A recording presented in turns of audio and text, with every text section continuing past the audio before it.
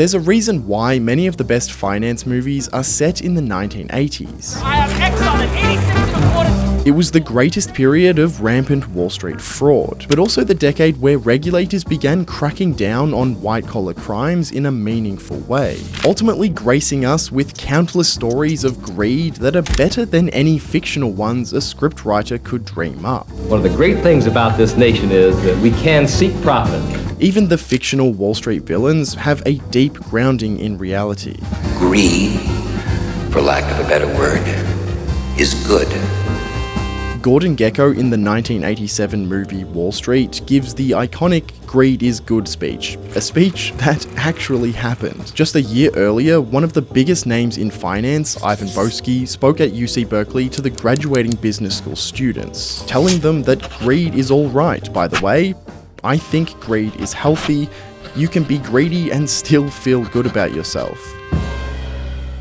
Of course, the irony of this speech was that just 5 months later, he was facing a record-setting $100 million SEC fine for securities violations. Under an agreement with prosecutors, he pled guilty to a criminal charge of filing false information with the Securities and Exchange Commission.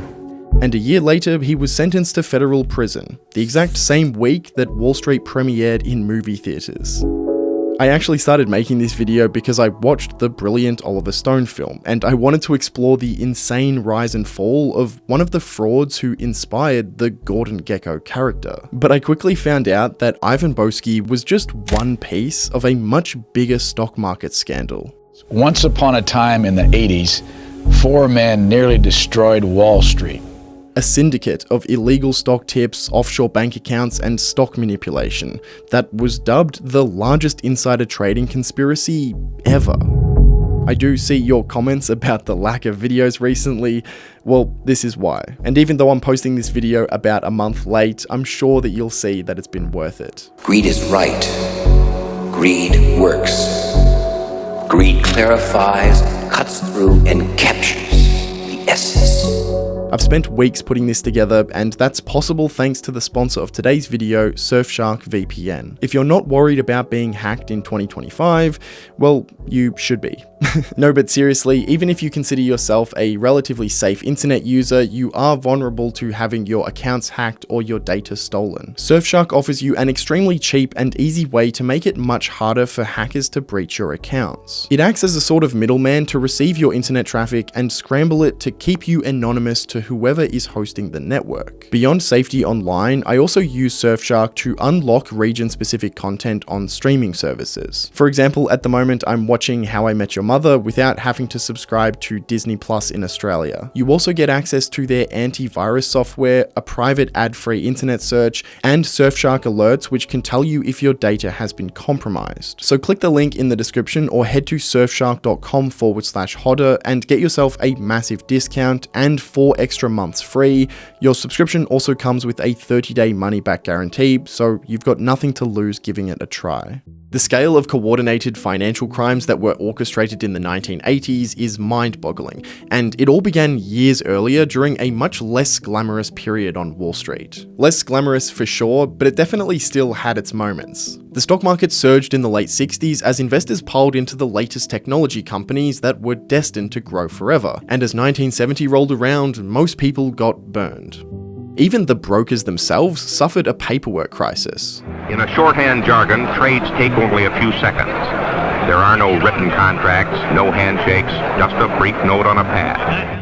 Trades were still being recorded manually, and when trading volumes surged in the 60s, brokers couldn't keep up and just lost track of who owned what stocks. The New York Stock Exchange had to remain closed every Wednesday just to allow brokers to catch a breath. Brokers eventually started using mainframe computers to manage orders, but the new technology was expensive. And when the boom for high-growth stocks came to an end, many brokers were forced to merge or file for bankruptcy protection. But the crisis certainly did help speed up the transition from slow manual trading to more efficient automated systems. In 1971, the Nasdaq Stock Exchange was launched, spurring an increase in the volume of trades being executed. At the time, Ivan Boesky's Wall Street career was just getting started. After moving to New York in 1966 and bouncing around from job to job, he found his lifelong obsession: Risk arbitrage trading. Risk arbitrage is a trading strategy that aims to make profits from big corporate events, like mergers and acquisitions. Back then, there weren't many deals to trade on, and the profits were pretty tiny. But this boring corner of Wall Street was about to become the springboard for rampant financial crime. There's a lot of different risk arbitrage strategies depending on the type of takeover, but the simplest version is an all-cash acquisition. For example, Stock A announces that they're bidding to acquire Stock B for $100 per share in cash. If the deal closes under those terms, anyone who holds Stock B will receive $100 per share. But since the deal might fall through or the terms might change, usually Stock B will trade at a price below the bid. So traders could buy Stock B and speculate on the likelihood of the deal being finalized. Ivan's first deal of this kind was a complete disaster, losing his firm $20,000, and then he was fired. In '71, he got a job at the brokerage firm Edwards and Hanley. He didn't get fired from this one, but that's only because the firm collapsed just 4 years after he joined. While there, he broke a very black and white trading law by doing something called naked short selling. It's essentially where you sell a stock without actually owning it. Ivan was hit with a $10,000 fine, which looks like a parking fine, given what he did next. Now, as I said, risk arbitrage was basically a snooze at this point in time. While the number of corporate buyouts had increased due to innovations in deal structuring, there was still too few trading opportunities, and there wasn't much money to make on each deal. Once a tender offer is publicly announced, the stock price of the target company would surge. So making consistent profits was difficult, unless of course you were able to buy the stock before the acquisition bid was public information. But you'd need someone on the inside who could tell you about the bid before it was officially announced, and trading on that information would be illegal.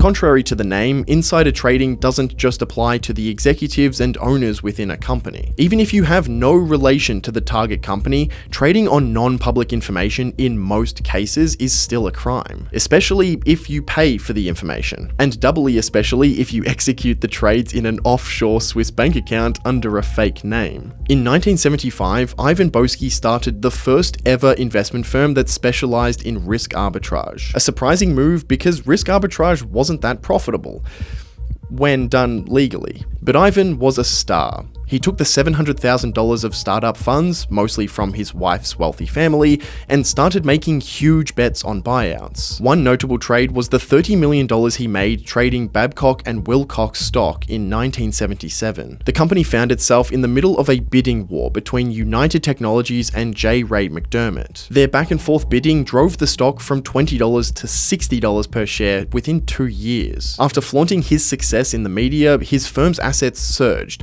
$700,000 to $500 million in just 6 years. He just needed more deals to trade on, which is where we introduce the second villain of our story, Michael Milken.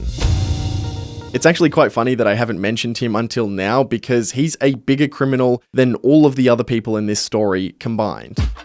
Insider trading, tax evasion, stock manipulation, racketeering, mail fraud. These are just some of the 98 indictments he faced in the end. But I'm getting a little ahead of myself. In the mid-70s, Milken essentially pioneered the junk bond market. When a company borrows money by selling a bond, it's given a rating from AAA to C, depending on the likelihood of them failing to pay what they owe. A rating of BB or lower is considered speculative or junk, since there's a high chance of default. Before Milken, most of the junk bonds on the market were what are called fallen angels. Imagine a company that's in good financial condition selling some bonds at a BBB rating, but then business conditions change and the ratings agencies downgrade them to a C.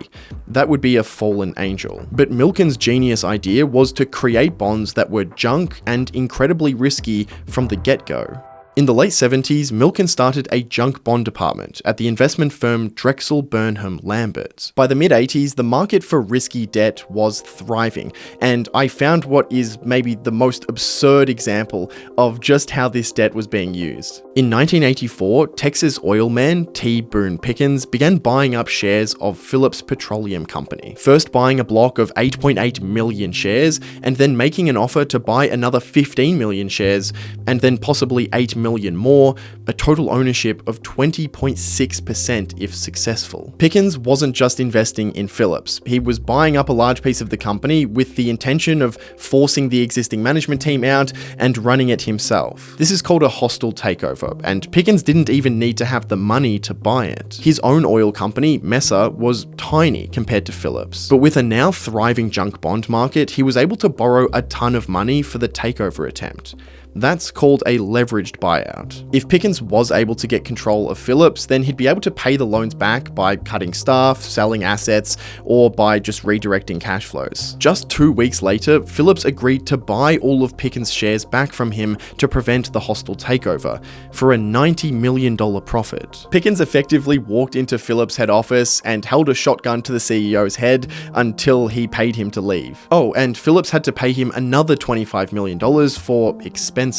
And guess what? Just 2 months later, they had to do it all over again. Carl Icahn is back in the news.